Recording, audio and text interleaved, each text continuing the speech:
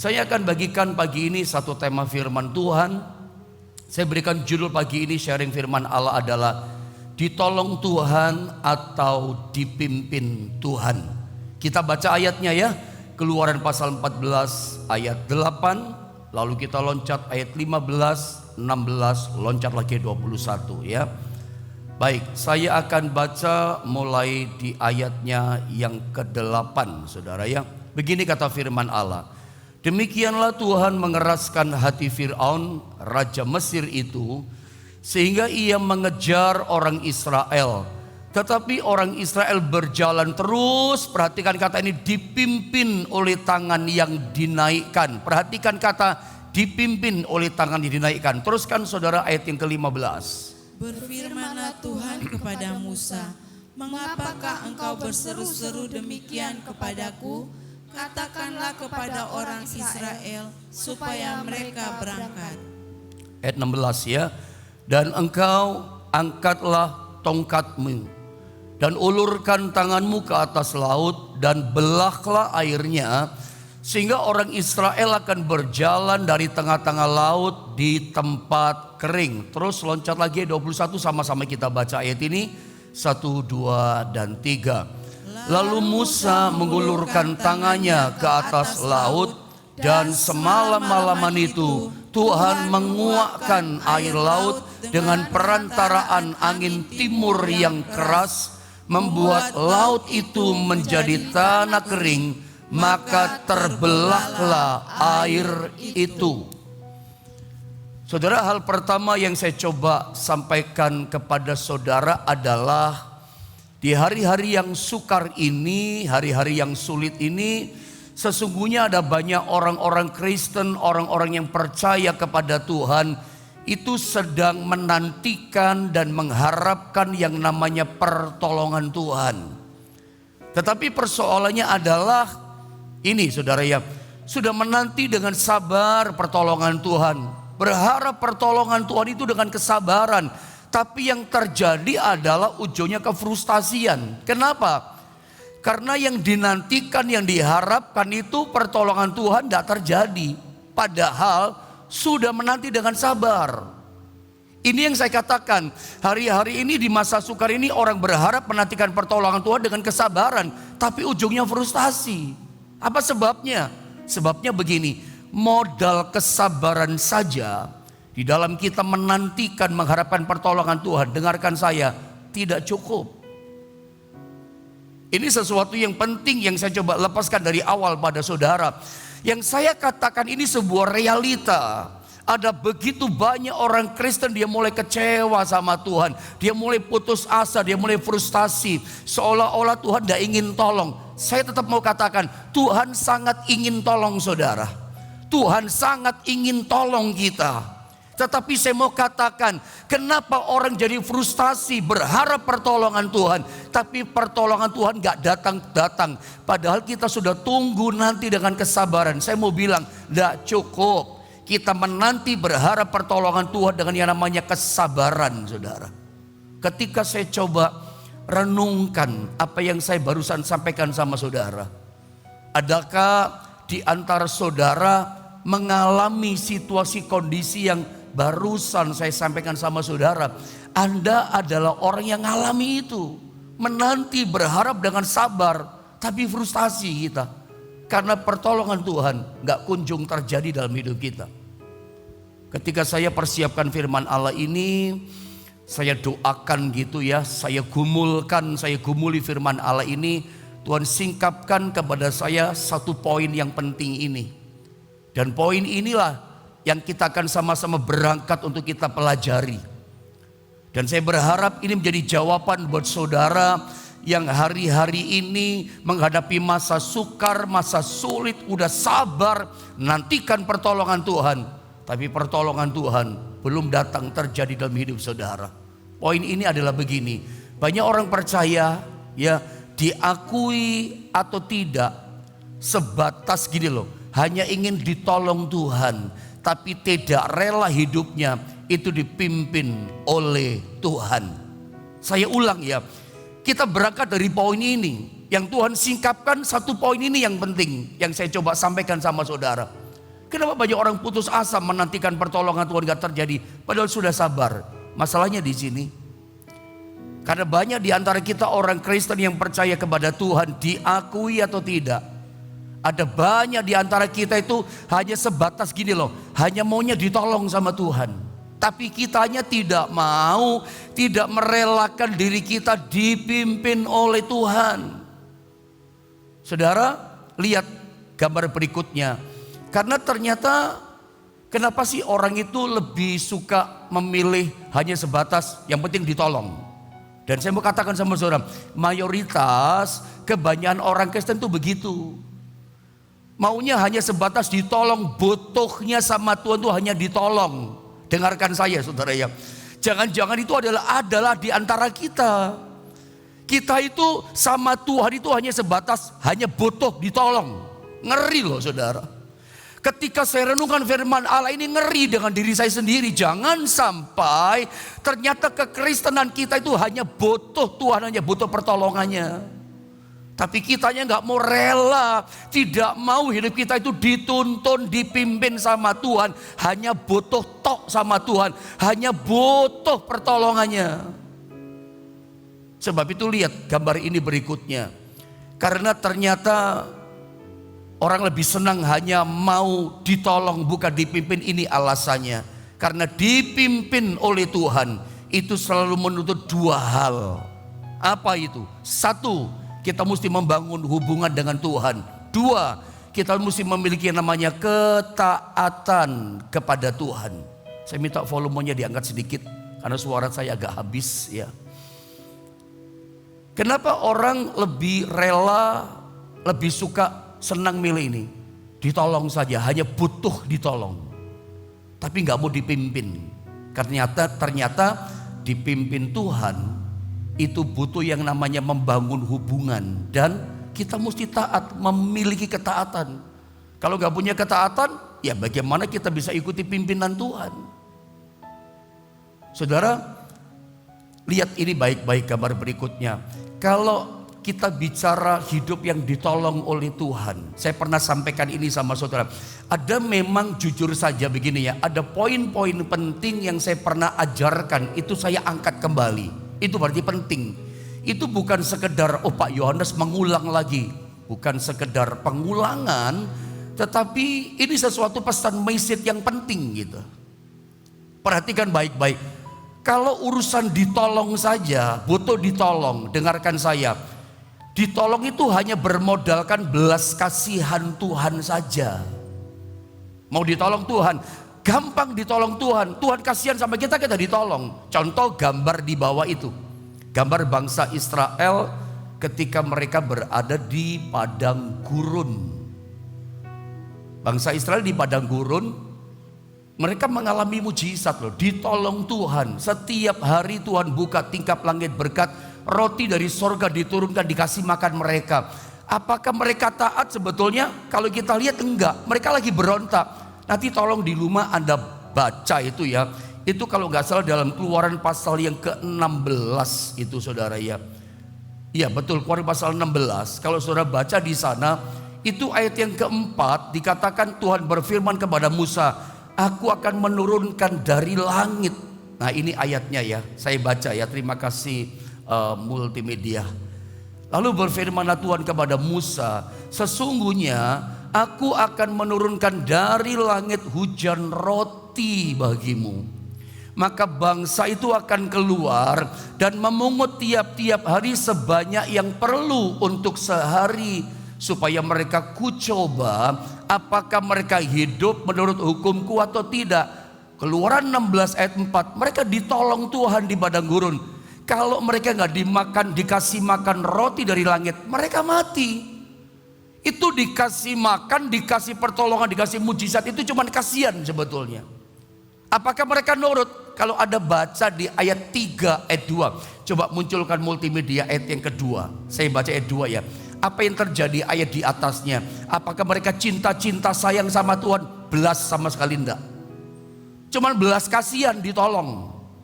Di padang gurun itu bersungut-sungutlah segenap jemaah Israel kepada Musa dan Harun. Ngomel. Keluar dari tanah Mesir, laut terbelah, masuk padang gurun. Seluruh Israel ngomel sama Musa dan Harun. Bahkan turun ayat yang ketiga. Kita temukan apa di ayat 3? Dan berkata kepada mereka, ngomong sama Musa dan Harun. Nggak enak ngomongnya. Kalau saya boleh ngomong, ini perkataan sorry ya kata-kata saya. Kata-kata yang kurang ajar kepada seorang hamba atau nabi Allah. Lihat, bahkan kepada Tuhan terutama. Lihat omongan tidak pantas. Terus ngalami mujizat, tidak berubah mulutnya, cicut hatinya. Lihat ngomong apa mereka. Kalau kami mati tadinya di tanah Mesir oleh tangan Tuhan. Masa Tuhan bikin mati di tangan Tuhan ya? Ketika kami duduk menghadapi kuali berisi daging. Coba, kalau kami mati di Mesir nggak apa-apa di tangan Tuhan. Tapi kami mati dengan kuali berisi daging yang banyak. Dan apa? Makan roti sampai kenyang. Coba saudara ya. Tidak pantas ya. Sebab kamu membawa kami keluar ke padang gurun ini untuk membunuh seluruh jemaah ini dengan kelaparan. Mereka bilang apa? Kita mati kelaparan di padang gurun ini. Mati di Mesir tidak apa-apa. Kuali berisi daging, makan kenyang, gembul perutnya dengan roti. Padahal ngomel, marah-marah. Ya, ngomong mati-mati dengan kenyang di tanah Mesir. Tapi lihat, udah kayak gini sikapnya. Kok Tuhan masih tolong? Ayat keempatnya coba munculkan sekali lagi. Barusan ngomel, barusan marah-marah. Ayat 4. Sesungguhnya aku akan menurunkan dari langit hujan roti bagimu. Kenapa Tuhan tolong? Saya ulang ya, poin tadi munculkan. Kenapa Tuhan tolong? Lihat poin tadi. Kalau kita umat Tuhan ditolong itu hanya bermodalkan kasihan dari Tuhan. Anda pernah nggak saya kasih contoh?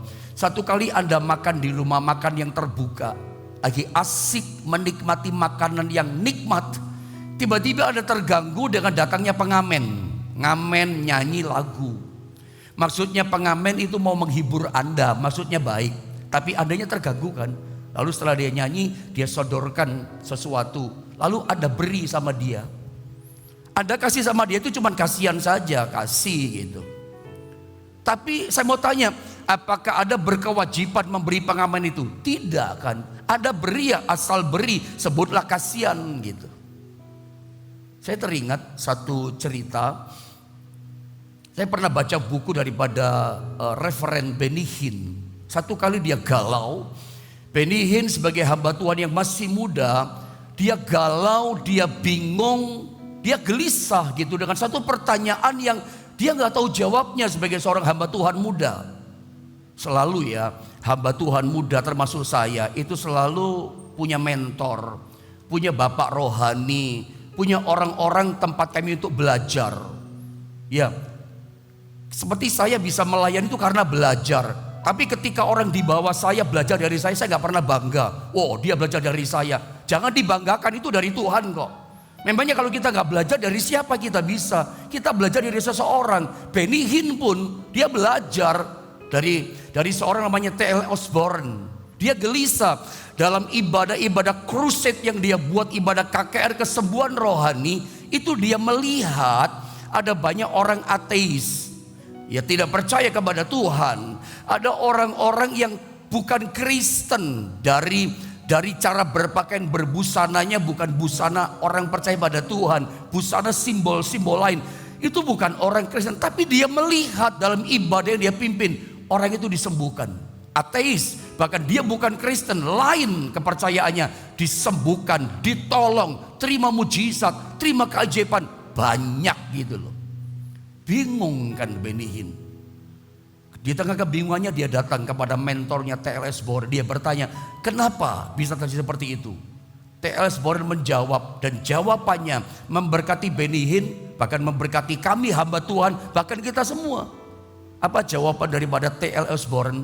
Bahwa untuk mengalami mujizat, untuk mengalami pertolongan Tuhan, itu adalah karena belas kasihan Tuhan. Seseorang dapat pertolongan Tuhan, sakit sembuh dan sebagainya, itu belas kasihan Tuhan. Itu bagi orang tidak percaya. T.L. Osborne katakan Bagi orang yang tidak percaya, kalau dia ditolong Tuhan, dia terima berkat Tuhan, dia terima mujizat Tuhan, itu karena Tuhan kasihan sama dia, belas kasihan. Tetapi kata T.L. Osborne, bagi kita yang percaya pada Tuhan, itu karena ikatan perjanjian antara kita dengan Tuhan. Tuhan, begitu Anda dan saya percaya pada Yesus, Yesus sebagai Tuhan Juru Selamat kita, Tuhan itu mengikat perjanjian dengan kita. Oleh bilur-bilurku kamu sudah disembuhkan. Aku memulihkan kamu, aku memberkati kamu, aku menyertai kamu. Itu ikatan perjanjian. Sama dengan kita. Ya, kalau kita tadi dengan pengamen, kita asal kasih saja, kasihan sama dia. Udah nyanyi, kita kasih upah sama dia. Cuman kasihan. Tapi beda dengan kita punya anak. Pa, ma, bayar sekolah. Itu bukan kasihan. Itu kewajiban. Itu ikatan perjanjian bapak sama anak, mama sama anak. Ikatan perjanjian. Beda. Pak beli sepatu, Pak beli baju, Pak. Itu bukan kasihan loh. Ada belikan baju, belikan sepatu buat anak. Ikatan perjanjian orang tua dengan anak. Bukan kasihan. Seperti itu kita orang percaya dengan Tuhan. Ya, jawabannya memberkati. Tapi lihat saudara ya, Israel udah kayak begitu. Ini kalau Tuhan gak kasih makan di padang gurun, mati mereka. Cuman kasihan. Makanya banyak orang, seperti saya katakan tadi, lebih suka ditolong, hanya butuh pertolongan. Tapi saya tegaskan pada bagian ini, perhatikan baik-baik. Anda dan saya tidak boleh, jangan stop. Jangan jadi anak Tuhan yang cuma butuh ditolong. Anda dekat ke gereja, datang ibadah, ada doa pagi, cuman butuh ditolong. Seperti itukah hubungan cintamu dengan Tuhan? Saya mau nangis kalau ngomong begini. Seperti itukah hubunganmu dengan Tuhan? Hanya butuh ditolong. Butuh saja kau dekat sama Tuhan. Engkau cari Tuhan pagi-pagi hanya butuh. Jangan stop sampai sekarang. Sikap attitude begitu jangan. Kita memang rindu gini. Aku rela mau dipimpin Tuhan. Bukan cuma butuh. Jangan mental butuh sama Tuhan. Itu mengulangi kesalahan Israel. Coba lihat gambar ini saudara.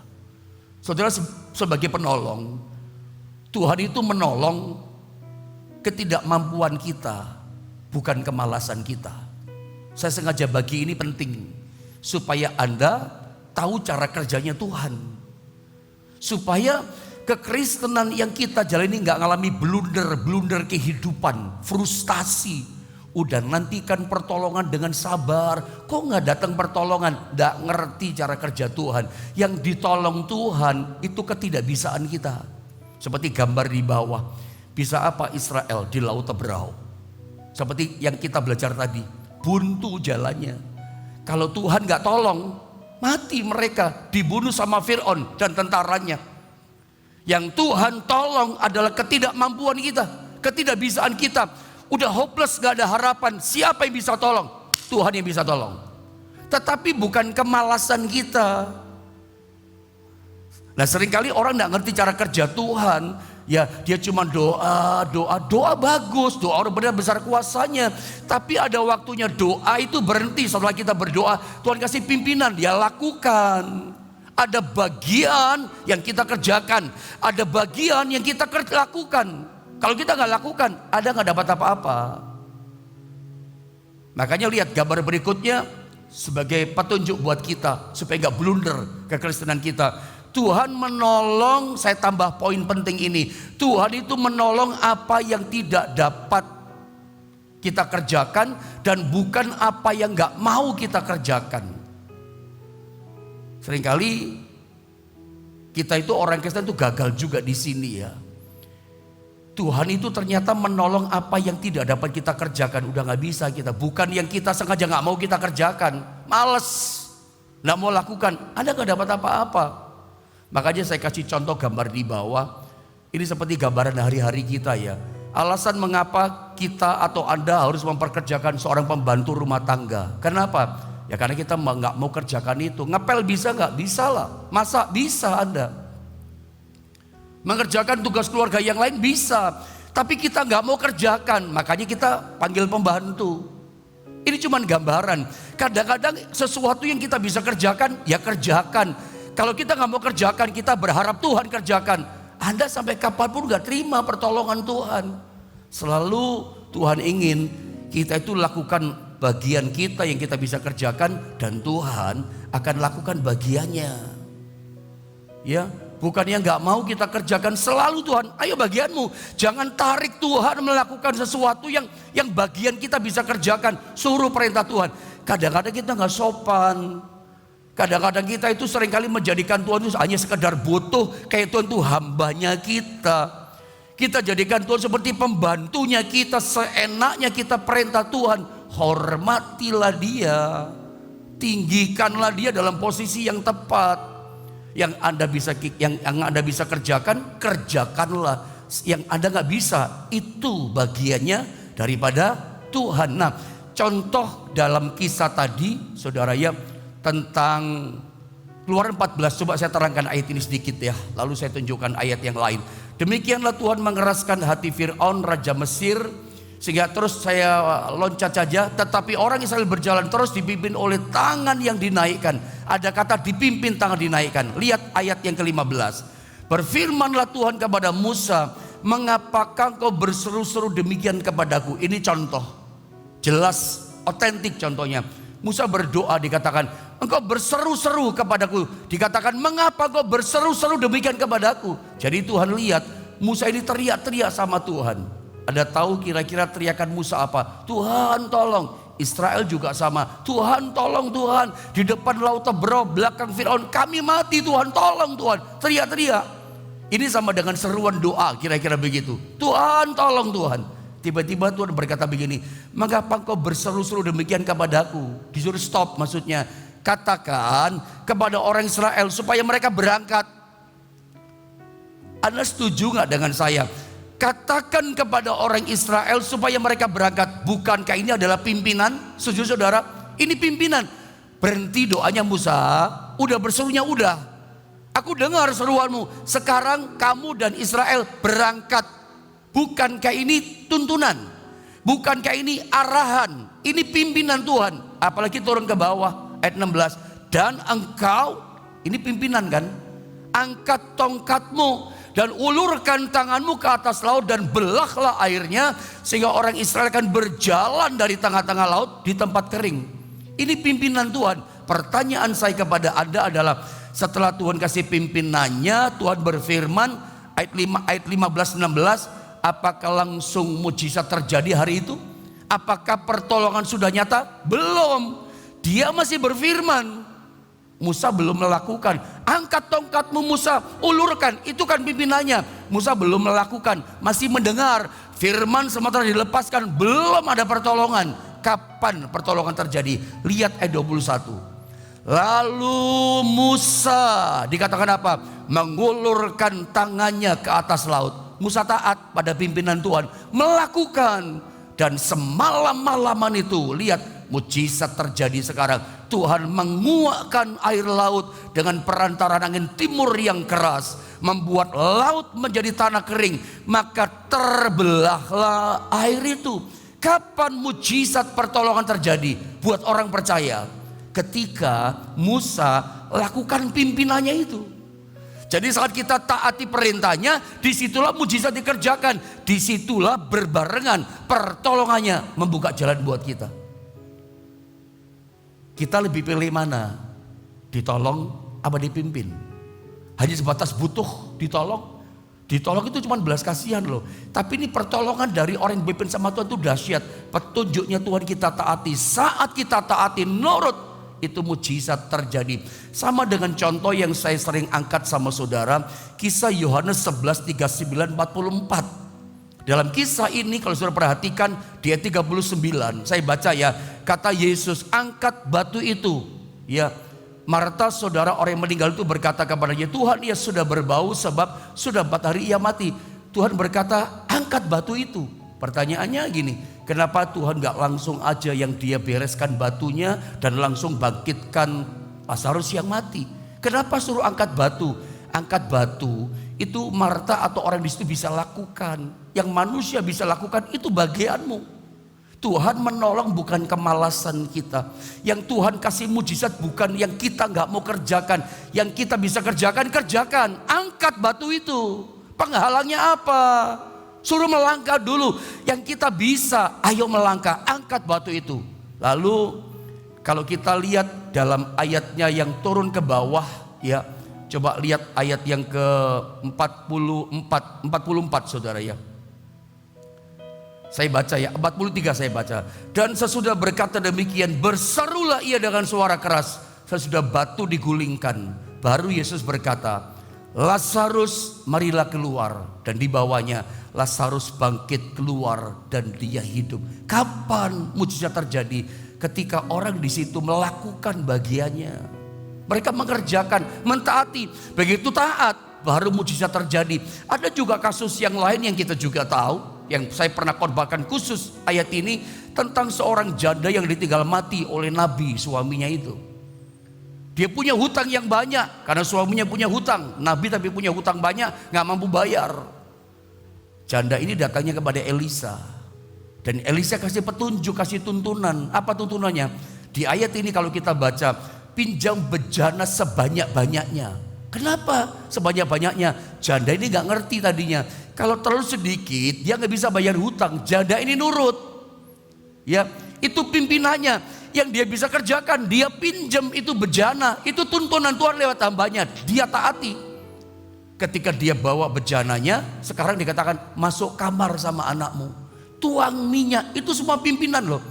Begitu dia nurut pada pimpinan, sementara dia nurut itu minyak mengalir terus, tidak pernah berhenti, diisi lagi sampai bejana kosong, tidak ada berhenti. Itu mujizat.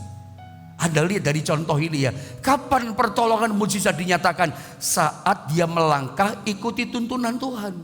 Pimpinannya butuh ketaatan, butuh membangun hubungan, mesti nurut. Sama dengan kasus tentang Naaman disembuhkan. Kalau Anda lihat kasus ini, Naaman tadinya gak mau dengar itu tuntunan. Dia datang, dia berharap Nabi yang keluar. Tapi ternyata Gehazi bujangnya. Nabi katakan tenggelamkan dirimu 7 kali di sungai Yordan. Dia berpikir dia gak mau, dia pulang ke rumah. Dia gak taat. Coba kalau dia gak taat ya, dia sampai mati akan tetap mengalami yang namanya kusta. Tapi dia taat. Hamba perempuan katakan, nurut sajalah apa kata Nabi di Israel itu, Nabi Elisa. Tenggelamkan saja dirimu, apa sih susahnya? Apa menurut Anda susah tenggelamkan ke sungai ke Yordan? Apa susah melangkah pergi ke sungai Yordan? Apa susahnya? Bisa kan? Bisa sebetulnya. Tuhan itu menolong apa yang tidak bisa kita kerjakan.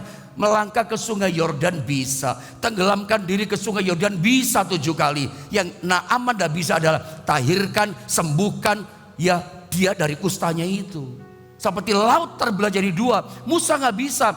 Tapi angkat tongkat belah air itu kan bisa. Yang bisa kita kerjakan, lakukan. Butuh ketaatan. Ketika Naaman taat, keluar yang ke-7 kali, tahir kulitnya seperti bayi. Ini contoh-contoh kasus. Ya, saya tunjukkan ini kasus juga ya. Air jadi anggur. Ketika ibu Yesus datang kepada Yesus katakan, mereka kehabisan air anggur, tolong mereka, ibu waktuku belum tiba. Apa putus asa Maria? Tidak. Dia datang kepada pelayan, nanti ya Maria apal gitu ya. Apapun dikatakan sama Yesus itu kamu nurut, gak usah banyak komplain, lu gak usah banyak tanya gitu. Betul, gak lama kemudian Yesus datang kepada pelayan. Tiba-tiba Yesus berkata begini, isi tempayan itu 6 tempayan penuh dengan air. Mereka gak tanya, nurut saja, isi air. Walaupun mereka tahu butuhnya anggur kok isi air sumur ya. Tiba-tiba setelah penuh 6 tempayan dengan air, Yesus berkata begini, sekarang cedok itu air di tempayan, bawa kepada pemimpin pesta. Walaupun mereka tahu, wah ini bisa dimarahin. Harusnya yang diincip itu nanti adalah anggur, ini air sumur loh. Tapi ada satu pelayan yang berani taat, dia cedok itu air sumur, itu air tawar, bawa pada pemimpin pesta. Pemimpin pesta heran. Rupanya sementara taat berjalan, disitulah mujizat pertolongan dinyatakan. Tuhan balikkan keadaan. Air tawar sumur jadi air anggur yang manis. Itu mujizat. Kapan terjadi? Ketika pelayan mau taat melakukan apa yang bisa mereka kerjakan. Termasuk kisah Lukas pasal 5 ayat 4-6. Itu pun terjadi kan? Karena engkau berfirman. Anda lihat gambarnya. Petrus gagal total dalam pekerjaan. Adakah di antara saudara yang gagal dalam job, bisnis, usaha pekerjaan saudara? Ada frustasi. Kalau ada mau dipulihkan pekerjaanmu, ikuti pimpinan Tuhan, tuntunannya. Anda akan mengalami booming. Dia berkata, Tuhan karena Kau menyuruhnya, aku melakukannya juga. Menebarkan jala, Petrus bisa. Walaupun dia tahu ini bertentangan dengan logika. Tidak ada ikan di tengah matahari mulai terik. Tapi logikanya dia tundukkan. Yang dia bisa kerjakan, dia lakukan, nurut saja dengan Tuhan. Benar saudara ya, jalannya penuh dengan ikan. Anda pasti bertanya gini, pendeta, itu kan zaman dulu suara Tuhan jelas terdengar. Lewat nabi terdengar jelas. Bagaimana dengan kita hari ini? Lewat firman Tuhan, petunjuk itu datang sama kita. Lakukan. Atau lewat sebuah peristiwa-peristiwa tertentu yang kita hadapi. Itu pimpinan Tuhan kadangkala. Saya pernah kasih contoh sama saudara. Pernah sekali. Jadi pernah keluar selesai doa pagi seperti ini. Waktu itu istri saya gak ikut, sakit mungkin dia. Saya sendiri ya. Pulang doa pagi, naik mobil saya, lalu masuk di perumahan saya itu ada gapura. Gapuranya besar saudara ya. Lalu ada kayak orang bisa tidur di situ. Saya lihat di sebelah kiri saya masuk itu ada kayaknya bukan pengemis, kayak orang semacam orang gila barangkali ya. Ya sejenis itulah. Saya kasihan sebetulnya lihat, tapi saya cuek, saya abaikan. Saya lihat dia kasihan di saya. Tapi saya abaikan, saya jalan, saya terus jalan mobil. Sampai di rumah, saya parkir, saya harus cepat persiapkan anak saya antar sekolah kan. Begitu saya parkir, hati saya dak-dikduk saudara. Saya udah masuk rumah, udah buka kunci. Hati saya gak tenang, dak-dikduk. Ada rasa gak sejahtera. Dan saya apal, saya tahu ini Tuhan bicara. Saya gak tenang. Lalu saya ambil motor supaya cepat ketemu itu orang, jangan dia pergi. Saya naik motor, saudara, cepat ketemu dia. Saya kasih dia uang. Yang jumlahnya bukan 10.000, 20.000, di atasnya itu saya kasih dia. Karena saya merasa tidak tenang di rumah, dak-dikduk. Dari awal mau beri tapi saya abaikan. Begitu nyampe rumah saya gak tenang. Dak-dikduk, hati saya gak sejahtera. Saya tahu, wah ini Tuhan suruh saya. Saya cepat balik, saya taat hari itu. Singkat saya potong begini. Setelah peristiwa itu gak sampai berapa hari, mungkin 1 minggu itulah, saya banyak mengalami pertolongan Tuhan loh. Saya, istri sama anak sampai kagum-kagum dengan saya lihat Tuhan gitu loh. Dahsyat ya pertolongannya, berkatnya ada saja gitu. Ternyata kunci pembukanya itu apa? Berapa hari yang lalu saya taati perintah Tuhan. Ketika saya dak-dikduk suruh balik sama Tuhan, saya taat. Dan saya lihat itu terjadi dengan keluarga saya. Wah Tuhan dahsyat, itu contoh. Itu petunjuk Tuhan. Itu kan saya bisa kerjakan. Ya, saya bisa lakukan, saya bisa mampu lakukan. Dan ketika saya taat itu terjadi. Pertanyaan terakhir dengan waktu yang singkat. Kalau Anda mau nantikan hari ini, Anda menanti apa? Coba lihat ayat terakhir saya baca lalu selesai saudara ya. Aku mau berdiri, ayat Habakuk pasal 2, 1-2. Aku mau berdiri di tempat pengintaianku, Habakuk pada waktu krisis. Dan berdiri tegak di menara. Aku mau meninjau dan menantikan apa yang akan difirmankannya. Dan seterusnya, Anda baca sampai selesai. Kalau saya bertanya, saudara, Bapak Ibu Saudara, kalau hari ini Anda menanti sesuatu, apa yang Anda nantikan? Kalau Anda menjawab, saya menantikan pertolongan Tuhan, salah jawaban Anda. Apa yang Anda nantikan? Yang Anda nantikan adalah petunjuknya Tuhan, firmannya Tuhan. Habakuk ketika dia krisis, dia berkata, menantikan apa yang difirmankannya. Memang Anda menantikan pertolongan, itu jelas. Tapi yang Anda nantikan bukan itunya. Karena untuk menerima pertolongan itu gak ujuk-ujuk tiba-tiba datang. Ada butuh firmannya, ada butuh pimpinannya. Tunggu petunjuknya. Kalau engkau mentok butuh pertolongan Tuhan, nantikan firmannya, nantikan petunjuk pimpinannya. Lewat firman Tuhan seperti ini, atau lewat sebuah kejadian peristiwa. Ada digerakkan sesuatu Itu kata kunci, kata pembuka, kunci pembuka tepatnya untuk Anda mengalami terobosan besar. Yang tidak mungkin jadi mungkin, yang kecil kelihatannya bawa terobosan besar. Kata kuncinya apa? Kata pembukanya taat pada pimpinan Tuhan. Saya berharap Anda bukan cuma butuh ditolong, tapi aku mau dipimpin oleh Tuhan. Di balik pimpinan itu mujizat besar dinyatakan oleh Tuhan. Mari sama-sama kita berdoa. Saya mau berdoa buat saudara-saudara.